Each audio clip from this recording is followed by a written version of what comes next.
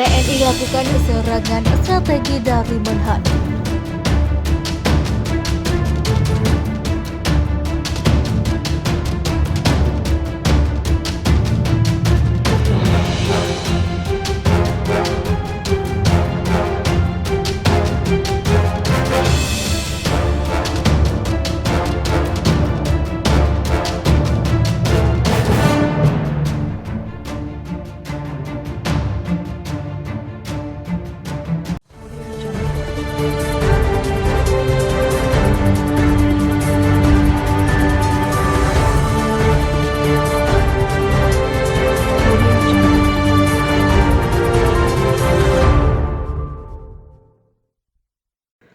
TNI yang berada di medan pertempuran di Wuhan mulai bangkit dari keterpurukan akibat serangan asap hitam Cina.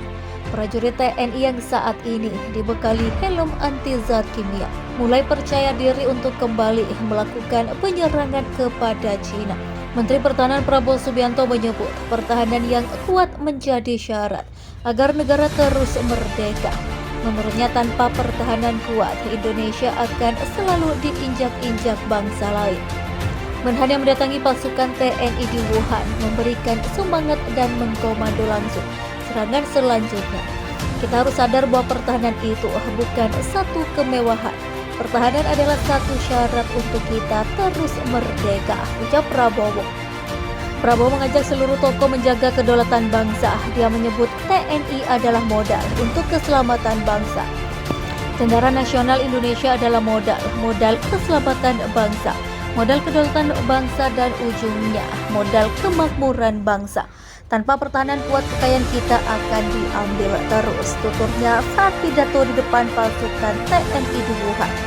Kepala Staf Angkatan Darat memimpin dan menjalankan organisasi secara profesional, serta mentaati semua aturan dan mekanisme yang berlaku, termasuk dalam hal pengadaan alutsista. Yang menjelaskan mekanisme pengadaan alutsista TNI telah diatur dalam Pemerintahan Nomor 14 Tahun 2020 dengan proses pemilihan penyedia Alfa-Hanka dilakukan di Kemhan RI. Proses tersebut juga didampingi oleh lembaga audit, baik internal maupun eksternal, serta didampingi juga oleh BPKP dan LKPP.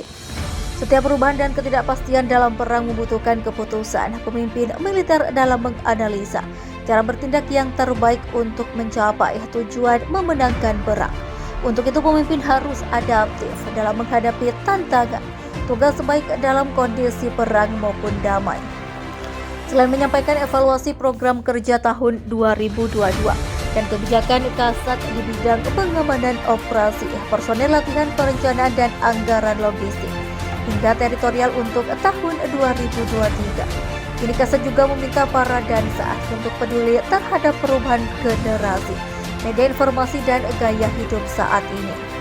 Perbedaan generasi antara penyusun kebijakan, pelaksana dan objek dari kepemimpinan harus diantisipasi, termasuk perubahan media informasi dan gaya hidup saat ini. Artinya harus ada penyesuaian dalam kehidupan prajurit dan keluarganya di satuan pesan. Kasar huru harawan kian mencekam. Gas asap hitam benar-benar mematikan. Serangan senjata kimia dilancarkan.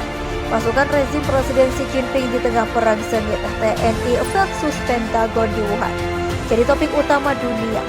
Pasalnya Xi Jinping dengan sengaja meluncurkan gas hitam di tengah pasukan Pentagon yang jelas-jelas masih berada di sana, mengorbankan mereka demi ambisi mengalahkan TNI.